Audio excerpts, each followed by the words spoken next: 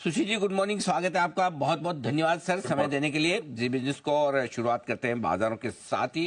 पहले तो एक बार राय निफ्टी पे ही लेना चाहता हूँ सर। मजा ही नहीं आ रहा, पता ही नहीं चल रहा है कि ये क्या करना चाहता है। ऊपर जाना चाहता है, नीचे जाना, ऐसा लगता है गया गया गया वापस बढ़ जाता है। अरे सुशील जी कहाँ गए?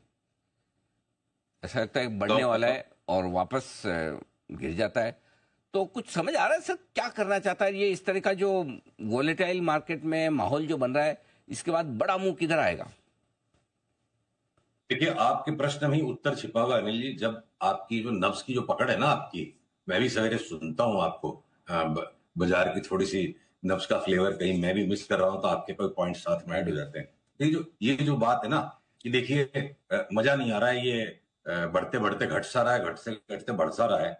इसी बीच में मैंने आज सवेरे जो, मैं थोड़ा सा नेगेटिव टोन पे था जो बाजार पे कि एक बार भाई 23,300 तक निफ्टी आएगी, तो मैंने निफ्टी बैंक निफ्टी के कंपोनेंट्स को वापस स्कैन किया। बैंक निफ्टी फटने को रेडी है। बैंक निफ्टी 50,000 के ऊपर गई, 50,004 पे फ्यूचर्स गए, सीधा 54,000 की बाई कॉल हमारे यहां ट्रिगर हो जाएगी। ये भी हमने अपने सब्सक्राइबर्स को लिखा है।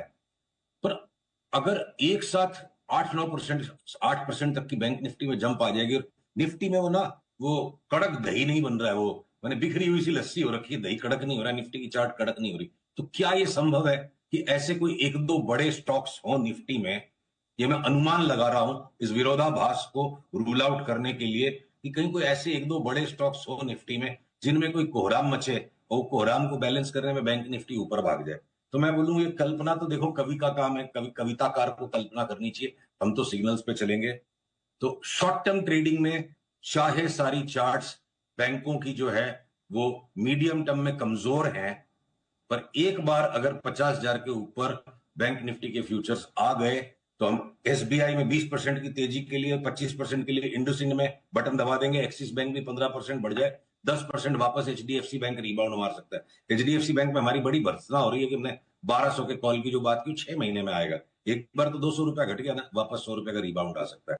तो सट्टा करने के लिए बैंक निफ्टी 50,000 के ऊपर गई, बटन दबाओ, 54,000 की तेजी खेलने के लिए 100 पॉइंट के स्टॉप लॉस से। मीडियम टर्म चार्ट्स बहुत सारी अनिल जी परेशान है, कहां से पैसे लाएं? सिर्फ 1300 ग्राम का ही ब्रेन है, क्या क्या खरीदें? 100 से ज्यादा स्टॉक्स जिनको मैं भी लेना चाहता हूं, उन पे हम मीडियम टर्म और लॉन्ग टर्म की बात अलग से करेंगे। शॉर्ट टर्म ट्रेडिंग में इस वक्त बैंक्स में आउट परफॉर्मेंस है। चलिए, बहुत बढ़िया। शॉर्ट टर्म में बैंक्स आउट परफॉर्म, और बहुत बढ़िया आपने ये राय दी कि 50,000 अगर पार करके ये फ्यूचर्स 50,000 के ऊपर निकल कर टिक जाता है, या स्पॉट लेवल आप बता रहे हैं? फ्यूचर्स 50,000 के ऊपर निकल के टिक गया तो कमाल कर सकता है। ये बहुत बढ़िया बात है। और आप कह भी रहे कि बहुत सारे स्टॉक्स, मैं आज आपके साथ बहुत सारे स्टॉक्स पर राय भी लूंगा, लेकिन एक एक करके पहले मेटल से चलते हैं। आज जहां जहां जो जो खराबी दिख रही है, क्योंकि मुझे लगता है कि आप खराबी में कौन से स्टॉक अच्छे बन सकते हैं वो ढूंढने की कोशिश करते हैं। क्या मेटल्स में ऐसा कुछ दिख रहा है सर? लगता है मेरे को अनिल जी, आपने इस वीकेंड में वापस से शोले पिक्चर देखी है, उसमें वो जो डायलॉग था ना। अरे शोले का मैं आपको बताऊं सर, जब भी मैं अगर चैनल चेंज करूं, कहीं शोले चल रही है तो मैं उसके बाद बदलता ही नहीं। कहीं से भी देखो, कहीं भी छोड़ो, बिल्कुल। अब मजा, शोले का तो आनंद ही अलग है सर। शोले के कई डायलॉग ऐसे हैं जो बिल्कुल बाजार में सटीक बैठते हैं। हाँ। जैसे वो ठाकुर ने बोला था ना जय और वीरू को, लोहा गर्म है, मार दो हथौड़ा। यस, संजीव कुमार साहब का डायलॉग। हाँ जी, हाँ जी। तो वैसे ही अब सारी चार्ट्स बन रही है मेटल्स की, जिसको हमने 3-4 महीने बिल्कुल इग्नोर किया, देखा ही नहीं उस तरफ। अब अगर ये टुकड़े टुकड़े में बनेगा, इसको लेके ट्रोलर को ट्रोल करना है, उनको तो डिस्टॉर्ट करने की बातें वो ठीक है। देखो, सेल यहां से कॉन्ट्रेरियन बाइंग है, पर बड़ी बाइंग सेल में करनी चाहिए कब? देखो 114 के ऊपर निकल लेगा, तब हम टेबल ठोक के बोलेंगे सेल यहां से कम से कम डबल हो जाएगा। 114 के ऊपर चलने के बाद ये कम से कम डबल हो जाएगा, हो सकता है 3 गुना भी हो जाए। टाटा स्टील, मेरे को लगता है यहां से 2 रुपया नहीं घटे और टाटा स्टील का 200 रुपए का भाव आ जाए। तो उसी तरह जिंदल के भी जो स्टॉक्स हैं, इनमें भी सब में 30-40% की चाल ऊपर हो सकती है। देखिए, मेटल्स के अंदर में स्टील के स्टॉक्स में रिवर्स स्टैक है। हाईएस्ट क्वालिटी के स्टॉक में लोएस्ट एक्सपेक्टेड रिटर्न, जिंदल के स्टॉक्स में 30-35%, टाटा स्टील में 50% और स्टील अथॉरिटी में 200% की रिटर्न। ऐसा उल्टा स्टैक है। दूसरी तरह में बाकी के मेटल्स में भी आऊं ना, तो एल्यूमिनियम के जो स्टॉक्स है, कॉपर के, ये हिंडाल्को का, नाल्को का, सबका करीब करीब करेक्शन हो लिया। इनमें भी एक मेंटेनेंस रिबाउंड आके न्यू हाई को रीटेस्ट कर दे तो कर दे। पर हमारा जो सुपरस्टार स्टॉक की कैटेगरी में जिसको जिसको हमने रखा है मेटल्स में, वो है एमओआईएल। मैंगनीज की, अंडरलाइंग मैंगनीज कमोडिटी की ग्लोबल चार्ट को आप देखोगे तो लगता है 2025 मैंगनीज मिलेगा ही नहीं, इतनी तेजी हो सकती है मैंगनीज में। इसलिए एमओआईएल 3 बैगर हो जाए, 4 बैगर हो जाए, पता नहीं ऊपर कहां तक जा सकता है। इस वक्त फिलहाल एमओआईएल पकड़ के बैठने का है। तो ये जो भूले बिसरे स्टॉक्स थे, अभी मेटल्स के भी दिन आ गए हैं, आ जाएंगे। सप्ताह 10 दिन की बात है। ये सारे मेटल्स, सारे के सारे मार्केट में लोग ठाकुर साहब की तरह बोलते घूमेंगे, लोहा गर्म है, मार दो हथौड़ा। बिल्कुल, लोहा गर्म है। अच्छा, गर्म एक और चीज हो रही है, कच्चा तेल। सिर्फ गर्म है कि उबलेगा भी? क्योंकि ये आपने बीच में कहा भी था कि कच्चे तेल में बड़ी तेजी है, वो थोड़ा थोड़ा बढ़ना शुरू हुआ है, तो अभी क्या है विचार सर?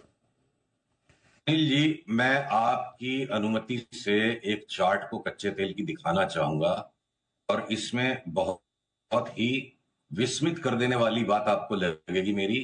पर एक मिनट रुकिएगा, ये बहुत ही कबाड़िया चार्ट है। अब देखो, आ गई चार्ट मेरी स्क्रीन पर? आगे आगे। मेरा स्क्रीन शेयर कर पा रहे? तो ये देखिएगा, हमारी जो फोरकास्ट है ना इस पे, वो ये है। हम एक बार अगले 2-3 सप्ताह में जाएं तो वापस 63-64 तक एक आखिरी बार चले जाएं, आखिरी बार चले जाएं। उसके बाद सीधी लकीर में 97 और 97 के बाद भी संभवतः 113-14 तक। ये जो स्पाइक मैं क्रूड में एक्सपेक्ट कर रहा हूं अगले एक क्वार्टर में, अगले एक महीने में वापस 63, के बाद वाले 3 महीने में वापस 114-15 तक, तो कोई बड़ा जियो पॉलिटिकल इवेंट इस तरह की चार्ट को जस्टिफाई कर पाएगा, क्योंकि बिटकॉइन में हमें 35% का करेक्शन दिखता है।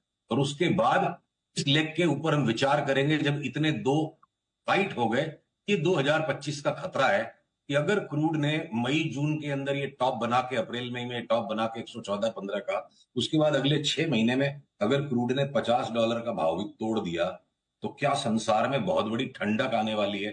पूरी दुनिया ठंडी पड़ जाएगी? ये प्रश्न 2025 के लिए केडियानॉमिक्स के दफ्तर में पूरे 12 महीने महत्वपूर्ण बना रहेगा। इस पर टिप्पणी हम तब करेंगे जब पैटर्न आएंगे। अभी फिलहाल अगले 2 लेग पर हम केंद्रित हैं, पहले 63 और उसके बाद 113। ओके, पहले 65 और उसके बाद 113। अभी चल रहा है 77। $12-13 नीचे आएगा, उसके बाद से तो मतलब ये 65 अगर हो जाए तो आईओएल और ओएनजीसी को दोनों हाथ से दबोच लीजिएगा, अपने पैसे भी, पड़ोसी के भी पैसे सारे लगा दीजिएगा उसमें। अच्छा, ये तो ठीक, पड़ोसी को दबोचने की वो कोई ट्रिक टेक्निक आपसे अलग से कभी सीखनी पड़ेगी। खुद के तो लगाए, आदमी समझ में आया, पड़ोसी को कैसे? ये भी केडिया साहब की बहुत कमाल की टेक्निक है, जरा एक बार कभी विस्तार से किया। नहीं, अच्छा, पड़ोसी पूछते रहते हैं भाई क्या करें, तो रोज तो नहीं बता अच्छा सकते, वैसे, शॉर्ट पीरियड में बताएंगे। हाँ वैसे, अच्छा पड़ोसी पूछे तो उसको रिकमेंड करें, ठीक बात है। अच्छा केडिया साहब, ये बताइए कि आपने कहा कि कितने ग्राम की ब्रेन है? कितना कितना कितना ग्राम बताया ब्रेन का वजन आपने? 1200-1300 ग्राम ही होता होगा, उससे ज्यादा किसी का वजन थोड़े होता होगा ब्रेन का। मतलब मुझे पता नहीं सर, मैं तो पूछा हूँ। 1200-1300 ग्राम की ब्रेन है और 100 से ज्यादा आइडिया है आपके पास, राइट? तो जरा बताइए सर, कोई बढ़िया दमदार धमाकेदार आइडियाज।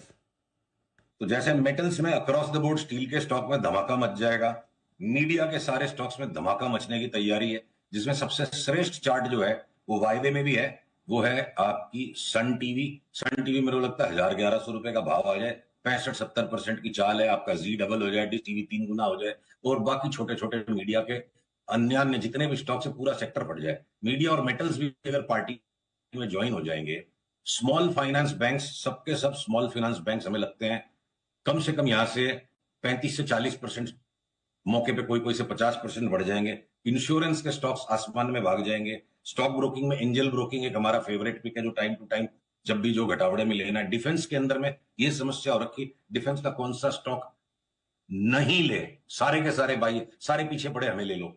साथ में आपके FMCG stocks across the board तेजी, हिंदुस्तान लीवर भी 3200 हो जाएगा। क्या पता है जियो पॉलिटिकल इवेंट आएगा तो भाई लोगों को बिस्कुट भी खरीदना पड़ेगा, जो रोजमर्रा का सामान है उसका महत्व हो जाएगा, सेफ बेट। और दूसरी तरफ बंदूक, बंदूक और बिस्कुट हमारी थीम है इस बार अगले एक क्वार्टर के लिए। क्रूड की अगर उस तेजी को खेलने के लिए ओएनजीसी कोई नहीं भी ले पाया, तो आप बिस्कुट और बंदूक खरीद लो। तो डिफेंस हो गया, एफएमसीजी हो गया, और टेलीकॉम के स्टॉक्स भागने को रेडी हैं।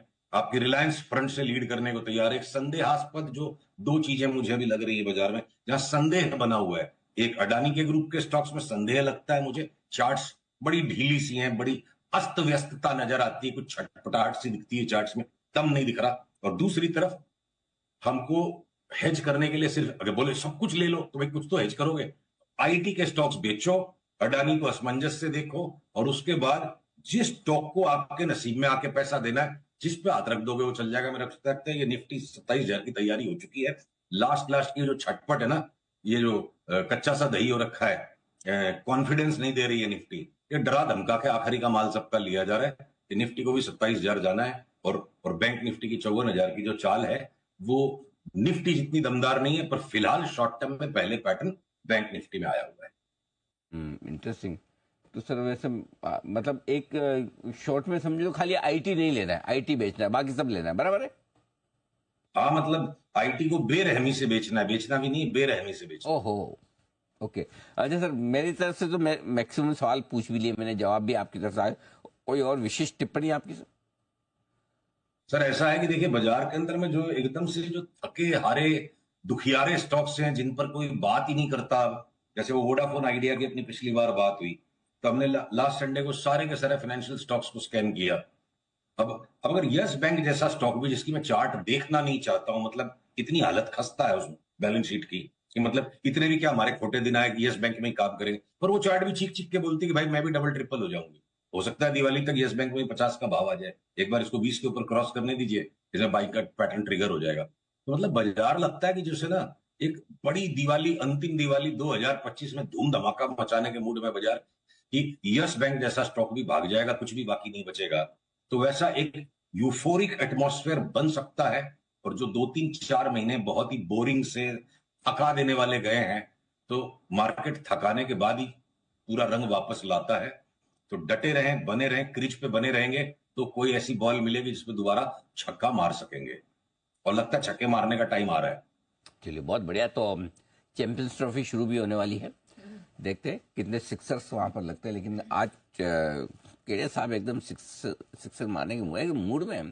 केड़े साहब, आप बीच बीच में छुट्टी लेते रहे कहाँ? मेरे ख्याल से नए साल के वक्त लंबी छुट्टी पे गए थे ना, तरोताजा होके आए हैं एकदम। देखिए क्या है कि जब बाजार में बैठे रहेंगे तो बाजार छुट्टी कर देगा, इसलिए बेटर हम पहले बहुत बढ़िया, खुद छुट्टी ले ले, ज्यादा बढ़िया, इससे पहले कि बाजार छुट्टी करे। सस्ता पड़ता है वो। एब्सोल्युटली। बहुत बहुत धन्यवाद सर, आपने समय दिया, धन्यवाद। विस्तार से अपनी राय हमारे दर्शकों को रखी। तो बहुत ही बुलिश मूड माहौल में केड़े साहब, सब कुछ पसंद आ रहा है। Metals, media, small finance bank, insurance, stock broking, defence, FMCG, Tata telecom, except खाली आपका आईटी। चलिए, ये बढ़िया है। आइए एक छोटे